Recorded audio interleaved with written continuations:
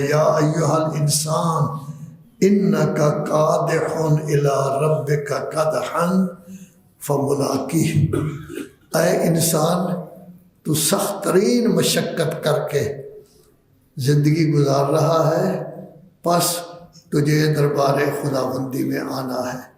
تو دنیا میں 10 سال، 100 سال، 150 سال، 70 سال، جتنا رہنا ہے کام کرنا پڑے گا، مشقت کرنی پڑے گی، اور پھر آپ نے بارگاہ خداوندی میں آنا ہے۔ اب قدح یعنی کاف کشش، دال اور ہے، یہ عربی کا لفظ ہے، تو ظاہر ہے کہ عربستان سے پوچھنا پڑے گا کہ اس کا معنی کیا ہے۔ تو ایک بہت بڑے لغت دان تھے فراہیدی، وہ کہتے ہیں کہ انسان کا ایسا عمل جس میں مشقت پائی جاتی ہو۔ ابن منظور بہت بڑی کتاب لکھی ہے انہوں نے، لسان العرب، 16-17 جلدوں میں ہے۔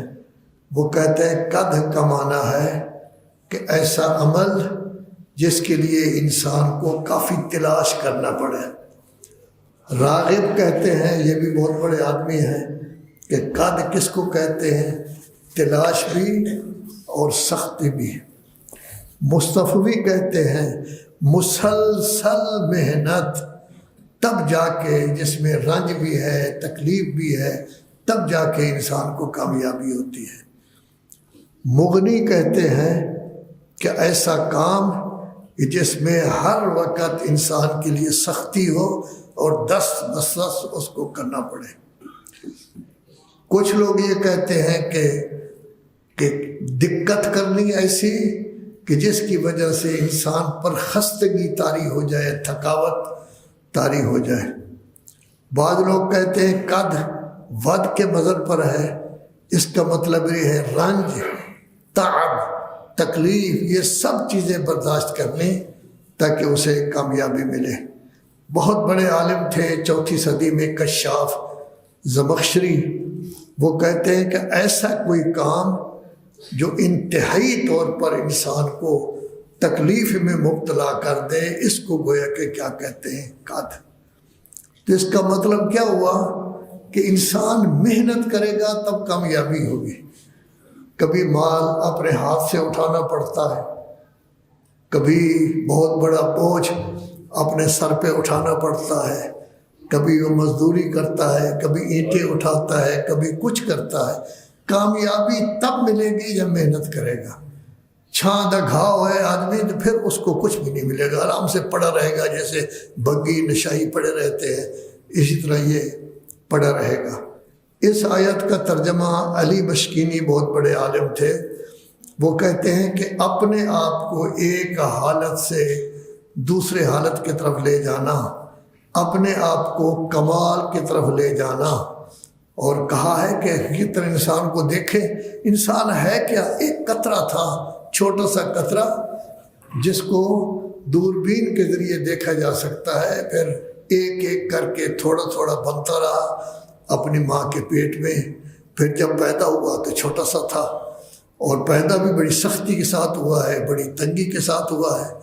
آج کل ڈاکٹر تو ماشاءاللہ بڑے بہترین ڈاکٹر ہیں، کوئی بچہ پیدا ہو جی آپریشن ہوگا، آپریشن کے بغیر پیدا نہیں ہوگا، 2.5 لاکھ 3 لاکھ۔ پرانے زمانے میں دائیاں ہوتی تھی آرام سے بچے، یہ چند سالوں سے یہ ہو گیا ہے کہ کوئی بچہ پیدا ہی نہیں ہوتا جب تک اس کا آپریشن نہ ہو۔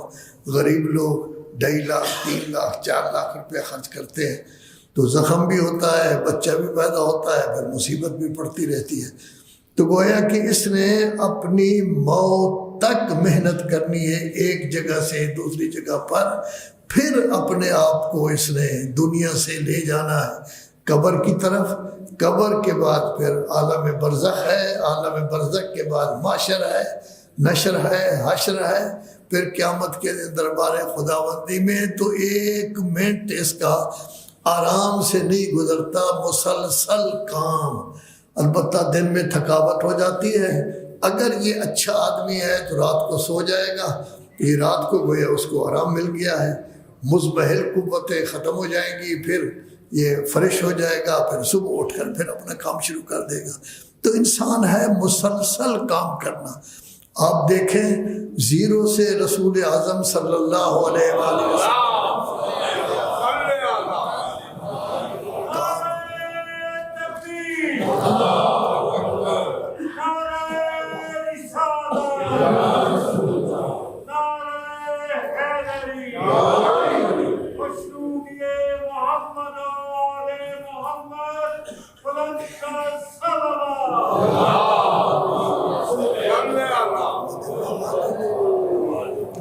تو زیرو سے کام شروع کیا. کتنی تکالیف ہوئی رسالت باب کو.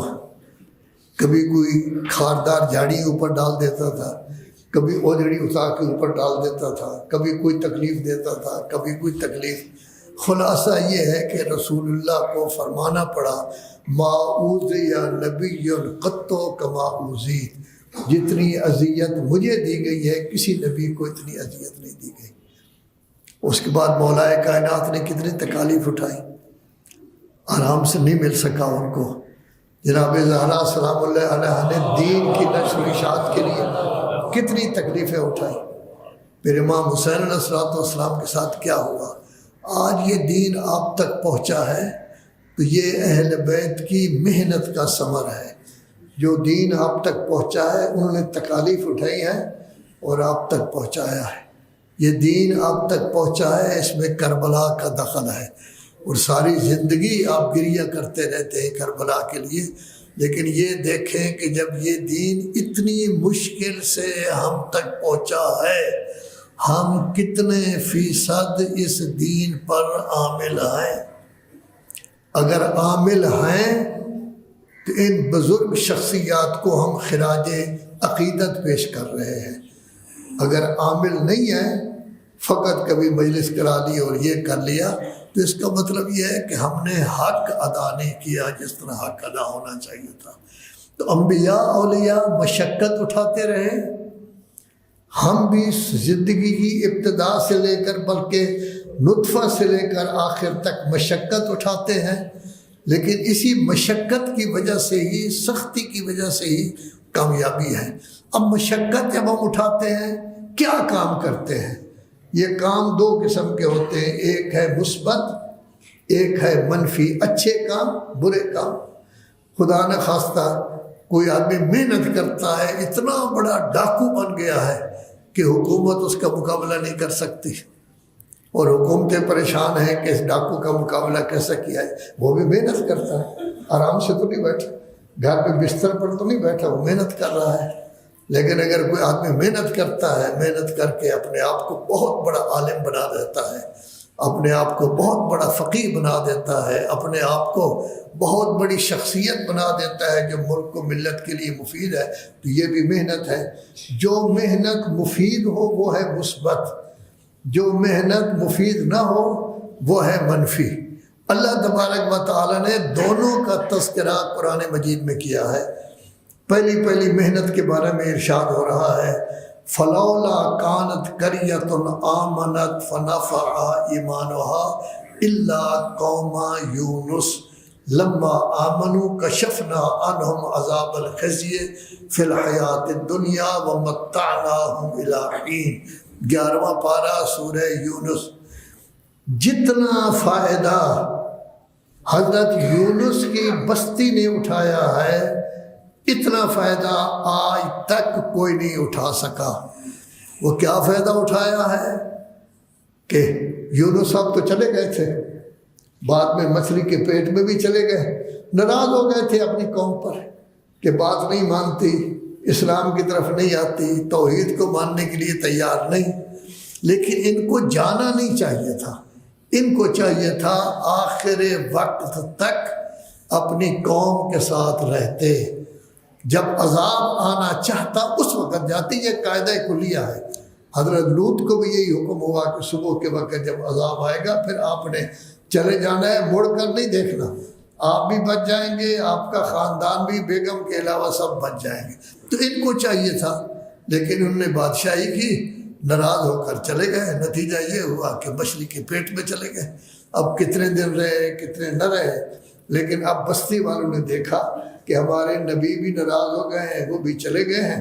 وہ خود بھی نکلے باہر، جانوروں کو نکالا، بکریاں بھیڑیں ان کو ایک طرف کر دیا، چھوٹے بچوں کو ایک طرف کر دیا، جوانوں کو ایک طرف کر دیا، بوڑھے بوڑھے لوگ جو تھے وہ ایک طرف ہو گئے، سب بارگاہ رب العزت پہ گڑ گڑا رہے ہیں، دعا کر رہے ہیں، تو نبی موجود نہیں، اس کے باوجود اللہ نے ان کی دعا قبول کر لی، ان کا ختم ہو گیا، سارے کا سارا عذاب ختم ہو گیا، اور اللہ کہتا ہے ہم نے ایک وقت کے لیے ان کو مہلت دے دی، یعنی آیا ہوا عذاب، آنے والا عذاب، کہ نبی چھوڑ کر چلے گئے، عذاب آنا چاہیے تھا، لیکن جب یہ بارگاہ خدا بندی میں گڑ گڑا کر روئے ہیں، اس کا نتیجہ کیا نکلا ہے کہ اللہ نے یہ نہیں دیکھا کہ نبی صاحب موجود ہیں یا نہیں ہے، فوراً ان کو قبول کر لیا، تو اتنی بڑی نعمت ان کو مل گئی کہ آیا ہوا عذاب ان کا جو ہے وہ ختم ہو گیا۔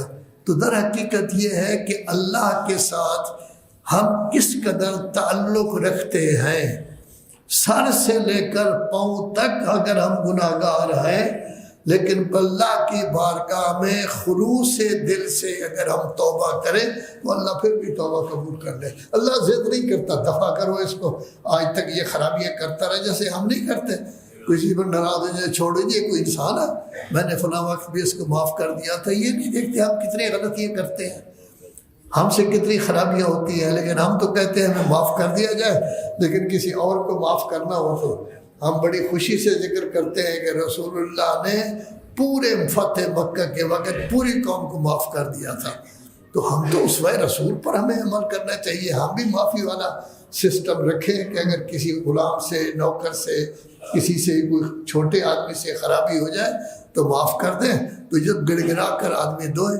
چوتھے پارے میں ایک آیت ہے کہ ایک آدمی نے بہت بڑا گناہ کیا، کسی زمانے میں نے بیان کیا تھا، آج بیان نہیں کرتا، جب رسول اللہ کو پتہ چلا تو رسول اللہ تو فرماتے رہے نا کہ تیرا گناہ اگر احد پہاڑ جتنا بھی ہو تب بھی اللہ معاف کر دے گا، لیکن جب اس نے بتایا کہ میرے یہ گناہ تھا، چوتھے پارے کی آیت ہے، فوراً کا اٹھ کر چلا جائے کہیں اللہ کا عذاب نہ آ جائے۔ اب تیسرے دن رسول اللہ کو حکم ہوا کہ فلاں جگہ جاؤ جنگل میں، وہاں میرا بیٹھا ہوا ہے مخلوق میری موجود ہے، اس کو جا کے آرام کے ساتھ عزت کے ساتھ لے آؤ، تو تیسرے دن گئے تو جا کے عزت سے لے آئے۔ اب اس نے سوائے رونے دھونے کے کھانا پینا چھوڑ دیا، ہر چیز چھوڑ دیا، جنگل میں چلا گیا، یا اللہ میرے پاس کوئی راستہ نہیں ہے، تیرے نبی نے مجھے دھتکار دیا ہے، رحمت اللہ عالمین نے مجھے دھتکار دیا ہے، اب تو کوئی چارہ نہیں میرے لیے، یا اللہ۔ نتیجہ یہ ہے کہ اللہ نے گویا کہ خلوص دل سے اگر اللہ سے کوئی چیز طلب کی جائے تو اللہ تبارک و تعالیٰ دے دیتا ہے، لیکن سیدھی سادھی بات ہے، ہم دعائیں پڑھتے ہیں مانگتے نہیں، جلدی جلدی دعا پڑھ دیتے ہیں جو یاد کی ہوئی ہوتی ہے، لیکن مانگنا اور ہوتا ہے، پڑھنا اور ہوتا ہے، دل کو ٹھیس پہنچے، ہمیں تکلیف پہنچے اور ہماری آنکھوں سے آنسو آ جائیں تو یہ علامت ہوتی ہے کہ ہم واقعاً دل سے دعا مانگ رہے ہیں، ہمیں ضرورت ہے، تو اس وقت اللہ تبارک و تعالیٰ یہ دعا۔ اب یونس کی قوم نبی چلے گئے، وہ مچھلی کے پیٹ میں چلے گئے، لیکن اللہ تبارک و تعالیٰ نے ان کی قوم کی دعا کو قبول کر لیا، اور اللہ فرما رہا ہے کہ اتنا نفع جتنا ان کو ملا ہے آج تک کسی کو نہیں ملا۔ اور گڑبڑ لوگوں کا تذکرہ بھی موجود ہے، کالا انا قد فتنا قومک من بعدک واضلہ السامری، یہ 16ویں پارے کی آیت ہے کہ حضرت موسیٰ بیچارے چلے گئے 30 دن کے لیے، وہاں ان کو پھر حکم ہوا 10 دن مزید رہنے کا۔ یہ یہودی قوم کا امتحان تھا کہ وہ حضرت موسیٰ کے بعد صحیح رہتے ہیں یا نہیں، تو 30 دن تک تو صحیح رہے، بعد میں سامری نے گڑبڑ کی، اپنا بچڑا بنا لیا، خدا بنا لیا، یہ تو گویا کہ اللہ تبارک و تعالیٰ نے اس قوم کو تباہ کر دیا، اور سامری نے اپنی شو کے لیے بنایا تھا، لیکن اب اس کے بعد یہ ہوا کہ وہ پیاس بھی اس کو بہت زیادہ لگتی تھی، اور کہتا تھا مجھے ہاتھ نہ لگانا، مجھے ہاتھ نہ لگانا، میرے قریب نہ آنا، میرے قریب نہ آنا، یہ کرتے کرتے پھر نار ہو گیا۔ تو ایک طرف ہے یونس کی قوم، مثبت کام کیا انہوں نے، ایک طرف ہے حضرت موسیٰ کی قوم، انہوں نے منفی کام کیا، جس کی وجہ سے یہ جو ہے نتیجہ یہ ہوا کہ تباہی اور بربادی ہو گئی۔ تو گویا کوئی قوم جب تک یا کوئی خانوادہ، کوئی انسان جب تک اپنے اندر تغیر و تبدل پیدا نہ کرے، اللہ کی طرف اپنے آپ کو نہ لے آئے، اس وقت تک کامیابی نہیں ہوتی۔ اور آیت الکرسی پڑھتے ہیں اس میں دونوں کا ذکر ہے۔ اللہ ولی الذین آمنوا یخرجہم من الظلمات الی النور، اللہ فقط ان کا ولی ہے جو اس کے حکم پر عمل کرتے ہیں، ان کو تاریکیوں سے روشنی کی طرف لے جاتا ہے۔ والذین کفروا اولیاءہم الطاغوت یخرجونہم من النور الی الظلمات، جو غلط لوگ ہیں ان کے سرپرست طاغوت ہیں جو انہیں روشنی سے تاریکی کی طرف لے جاتے ہیں۔ تو اللہ کا کام ہے تاریکی سے روشنی کی طرف لے جانا، رسول اللہ کا کام ہے تاریکی سے روشنی کی طرف لے جانا، اہل بیت علیہ السلام کا کام ہے تاریکی سے روشنی کی طرف لے جانا۔ غلط کار لوگوں کا کام ہے کہ روشنی سے لوگوں کو تاریکی کی طرف لے جائیں، غلط راستے چلنے کی کہیں، غلط راستے پر خود چلیں، اپنے ماننے والوں کو بھی چلائیں، نتیجہ یہ ہے کہ خود بھی تباہ ہو جائیں گے، ان کے ماننے والے بھی تباہ ہو جائیں گے۔ تو مثبت کام جب ہم کرتے ہیں اللہ ہمارا ہاتھ تھام لیتا ہے، اللہ کی توفیق شامل حال ہوتی ہے۔ ما اصابک من حسنۃ فمن اللہ، اگر کوئی آپ نیکی کرتے ہیں تو اللہ کی توفیق شامل حال ہوتی ہے۔ وما اصابک من سیئۃ فمن نفسک، جب غلط کام کرتے ہیں اللہ کا کوئی تعلق نہیں ہوتا، وہ تیرے اپنی طرف سے ہے، کسی اور کی طرف سے نہیں۔ تو مثبت منفی یہ دونوں تبدیلیاں اپنی جگہ پر موجود ہیں۔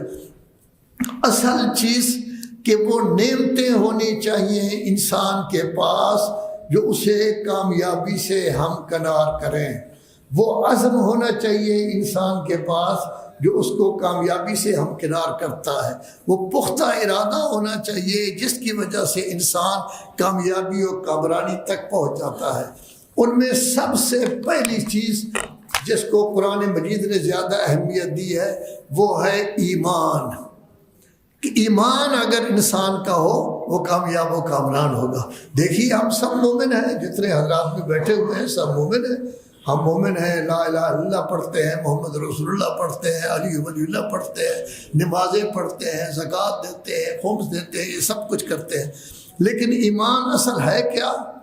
ایمان ایسا ایمان ہونا چاہیے کہ اس کی رفتار، اس کا کردار، اس کا گفتار بلکہ ارادہ ایمان کے تابع ہو، اس کی رفتار ایمان کے تابع ہو، اس کا کردار ایمان کے تابع ہو، اس کی گفتار ایمان کے تابع ہو، اس کا ارادہ اسی ایمان کے تابع ہو، ایمان کے اثرات اس کے ظاہر بدن پر بھی ہوں اور باطن پر بھی ہوں۔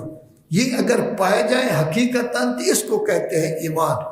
جب انسان ایمان لے آتا ہے، جیسے رسول اللہ کے زمانے میں جو آدمی ایمان لے آتا تھا اس کا خاندان اس کو چھوڑ دیتا تھا۔ مصعب بن عمیر 18 سال کا لڑکا تھا، ایسے خاندان سے تعلق رکھتا تھا جو اس زمانے میں لاکھ پتی خاندان تھا، بڑے پیسے تھے، لیکن پورے خاندان نے اس کو چھوڑ دیا۔ کپڑے اس کے پھٹے پرانے تھے، خوبصورت بہت زیادہ تھا کہ لوگ دیکھتے تو اس کو دیکھتے رہتے، لیکن کپڑے پھٹے پرانے تھے۔ اسی کو حضور نے مبلغ بنا کر مدینہ بھیجا، 18 سالہ لڑکے کو، اتنا اچھا تھا، اس کو بھیجا، یہ تو خاندان پورے نے چھوڑ دیا ہے۔ یہ ہے ایمان کی طاقت، قوت، کہ جس کی وجہ سے پورے خاندان کو انہوں نے چھوڑ دیا لیکن رسول اللہ کا ساتھ نہیں چھوڑا۔ حضور کا غلام زید یہ غلام تھا، جناب خدیجہ کا غلام تھا، پھر جناب خدیجہ نے حضور کو دے دیا۔ اس کے خاندان والے تلاش کرتے رہے کہاں ملا ہے کہاں نہیں، تو بڑی دیر کے بعد وہ آئے، اس کے والد آئے، اس کے رشتہ دار آئے اس کو لینے کے لیے۔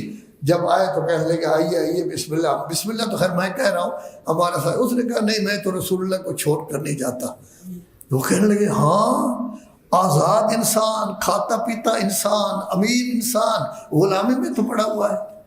تو حضرت کے پاس ہے، حضرت نے کہا میری طرف سے اجازت ہے اگر وہ جانا چاہے، لیکن اس نے کہا نہیں میں چھوڑ کر نہیں جاؤں گا۔